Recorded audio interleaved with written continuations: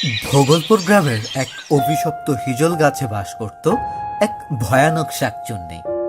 সন্দেহ হলেই সে গাছের নিচ দিয়ে কেউ যাওয়া আসা করতে পারত না। যদি কেউ সাহস করেও সে গাছের নিচ দিয়ে সন্ধ্যার পরে যাতায়াত করত, তবে শাকচুন্নি তার দুই পা লম্বা করে সেই মানুষের গলা পেঁচিয়ে ধরে মেরে ফেলত। এমনই একদিন শাকচুন্নি তার গাছের ডালে বসে পা দোলাচ্ছিল। কত দিন হয়ে গেল জমিয়ে হাঁসের মাংস খাই না।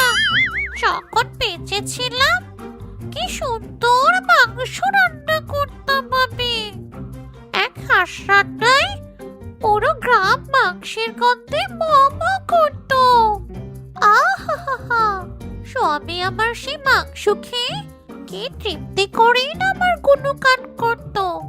আর এখন এই শাক খেয়ে খেয়ে নাম হয়ে গেছে শাকচুন্নি। এসব আর মুখে রোচে না। যদি আবার আগের মতো হাঁসের মাংস রান্না করতে পারতাম তাহলে কত ভালো হতো। সেই গ্রামে এক দরিদ্র পরিবার ছিল। পরিবারের স্বামী স্ত্রী এবং তাদের ছোট্ট দুই মেয়ে পুটি আর মিনু বসবাস করত। অভাব অনটন তাদের যেন ঘিরে রাখত সব সময়। একদিন না, এই অভাব অনটনে মেয়ে দুটোকে বড় করব কিভাবে কিছুই বুঝতে পারছি না। তার উপরে তোমার কাজটাও তো চলে গেল। এবার তো মনে হচ্ছে না খেয়ে মরে যাব। আমি কিছু একটা ব্যবস্থা করে নেব গিন্নি, তুমি চিন্তা করো না তো। তুমি শুধু মেয়ে দুটোর দেখাশোনা করো। চাকরিটা চলে গিয়ে সমস্ত বিপত্তি হয়ে গেল। কি বলে যে মালিককে তেল মেরে কাজটা হাতিয়ে নিল শয়তানটা, বুঝতে পারলাম না। বাবা, তুমি আর হোটেলে কাজ করবেন না? না রে বোন, বাবা যে হোটেলের কর্মচারী ছিল সেখান থেকে বাবাকে চলে যেতে বলেছে, তাই সেখানে বাবা আর কাজ করবে না রে। তাহলে আমি পড়াশোনা করব কি করে বাবা? আমার পড়তেও তো টাকা লাগবে বাবা। না রে মা, তোদের পড়াশোনা আমি ছাড়িয়ে দেব না।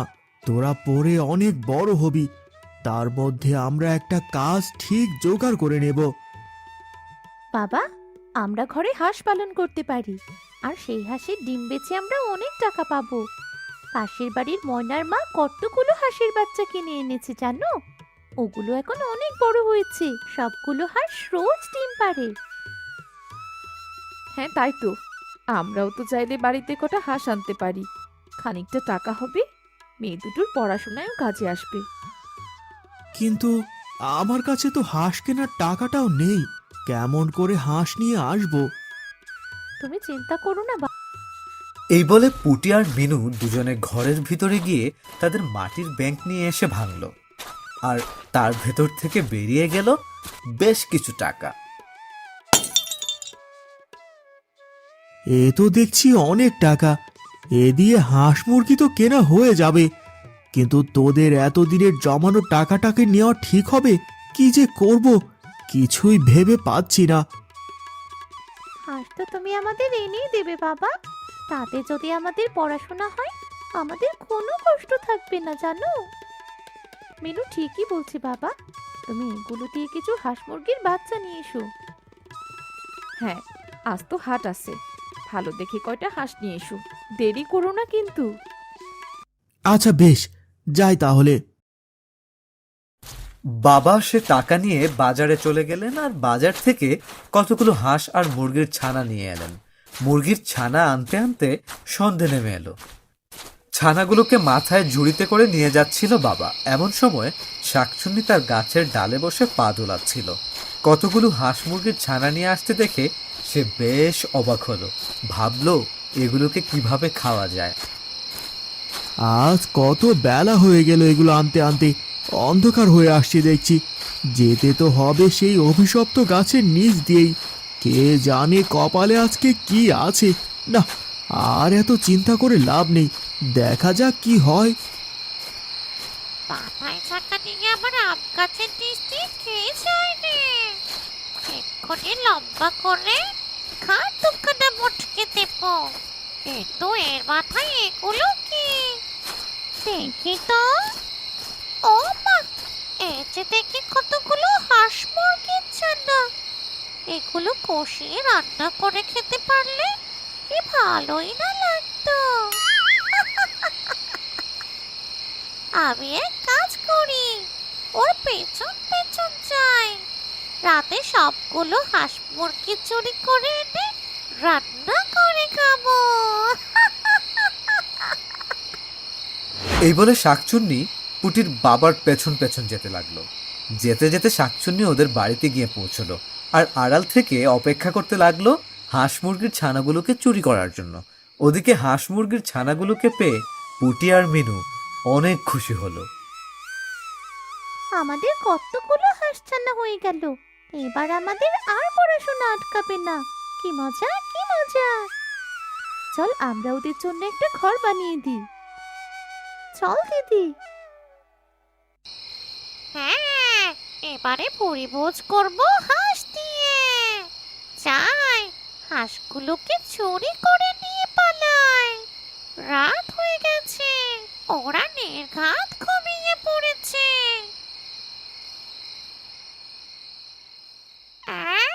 এগুলো কি? এগুলো তো বাচ্চা হাঁস। এগুলো খেলে তো পেট ভরবে না, মনও ভরবে না। ধুর, এখন এগুলোকে খাওয়া যাবে না। এই হাঁসগুলো আগে বড় হোক, তারপর একটা একটা করে চুরি করে নিয়ে পালাবো। কিন্তু এই হাঁসগুলোকে তাড়াতাড়ি বড় করব কি করে? আমি বরং রোজ রোজ এদের এসে খাবার দিয়ে যাব, তাহলে নিশ্চয়ই এরা তাড়াতাড়ি বড় হবে। এখন থেকে এদের আমি রোজ খাবার দিয়ে যাব, তারপর বড় হয়ে গেলে সব কটাকে চুরি করে নিয়ে পালাবো। এই বলে শাকচুন্নি হাতে করে খাবার নিয়ে এসে হাঁসগুলোকে এবং মুরগিগুলোকে খাবার খাওয়ালো। রোজ রাতের বেলা শাকচুন্নি এসে পেট ভরে হাঁসগুলোকে আর মুরগিগুলোকে খাবার খাইয়ে যায়। দেখতে দেখতে হাঁস মুরগিগুলো অনেক বড় হয়ে গেল। এত বড় হয়ে গেল যে গ্রামের সকলের হাঁস মুরগির চেয়ে প্রায় 2 গুণ বড় হয়ে গেল। সবাই দেখে তো একদম অবাক। পুটি আর মিনু ভীষণ খুশি হলো।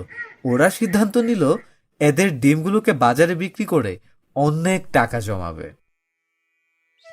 এত বড় হাঁস মুরগি এই গ্রামে কারো কাছে নেই। এগুলো এত বড় হলে কি করে তাই তো বুঝতে পারছি না। ডিমগুলো বেশ বড় বড় হয়েছে।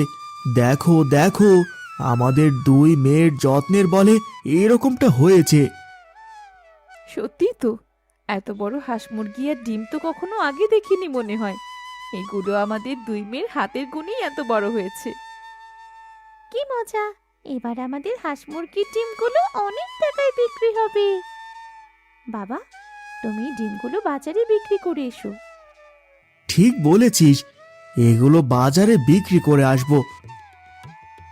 ঠিক সেই সময়ে শাকচুন্নি সবার সামনে এসে হাজির হলো। খবরদার! এই হাঁস আমার। এই হাঁসকে আমি এতদিন ধরে খাইয়ে বড় করেছি।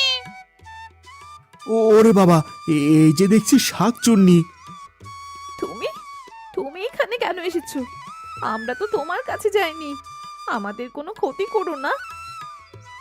আমি তোমাদের কোনো ক্ষতি করব না, যদি তোমরা হাঁসগুলো আমায় ফিরিয়ে দাও। এই হাঁসগুলোকে রোজ রাতে আমি এসে খাবার দিয়ে যেতাম। আবার জাদুর খাবার খেয়ে হাঁসগুলো খুব তাড়াতাড়ি বড় হয়ে গেছে। ওরা বড় বড় ডিম পাচ্ছে, সে জাদুর খাবারের গুণেই তো। কিন্তু এই হাঁসগুলোকে তো আমরাও খাওয়াতাম। এগুলো তো আমাদের হাঁস, তবে তুমি কেন এগুলো নিয়ে যাবে? বোন ঠিক বলেছে, এই হাঁসগুলোকে আমরা কিনে এনেছি, তাহলে তুমি কেন এগুলোকে খাবার খাওয়াতে? কারণ এই হাঁসগুলোকে আমি রান্না করে খাবো। কতদিন মাংস খাই না। এই হাঁসগুলোকে যখন তোমাদের বাবা নিয়ে যাচ্ছিল, তখনই আমি তার সাথে পিছু পিছু তোমাদের বাড়ি চলে আসি। তারপর যখন দেখলাম এগুলো বাচ্চা হাঁস, তখন এগুলোকে আমি খাওয়াতে শুরু করলাম। এবার তাই এগুলো আমার হাঁস হয়ে গেছে। আমি এগুলোকে নিয়ে রান্না করব। আমরা খুব গরিব গো। এই হাঁসগুলোর ডিম যদি বিক্রি না করি, তাহলে আমাদের পড়াশোনা হবে না। এর জন্যই হাঁসগুলো আমাদের দরকার। এই হাঁসের পরিবর্তে আমি তোমাদের যদি অন্য কিছু দিই, তাহলে হাঁসগুলো কি আমায় দেবে? এই হাঁসের পরিবর্তে কি দেবে তুমি আমাদের? তখনই শাকচুন্নি তার কাছ থেকে একটা হীরের পাথর বের করলো আর সেটা ওদের দিয়ে দিল। এই নাও হীরের পাথর। এই পাথর বিক্রি করলে তোমাদের আর কোনো অভাব থাকবে না। এই পাথর এখন আমার কোনো কাজেই লাগবে না, তাই এটা তোমরা রেখে দাও, আর এর পরিবর্তে আমাকে হাঁসগুলো দিয়ে দাও। হীরের পাথর? এটা তো অনেক দামি। এত দামি পাথর তুমি কয়েকটা হাঁসের জন্য দিয়ে দিলে? হ্যাঁ, দিয়ে দিলাম। এটা বিক্রি করে তোমরা তোমাদের কাজে লাগাও। তবে তুমি হাঁসগুলো নিয়ে যাও। আরে কি মজা! আজ আমি হাঁস রান্না করে খাবো।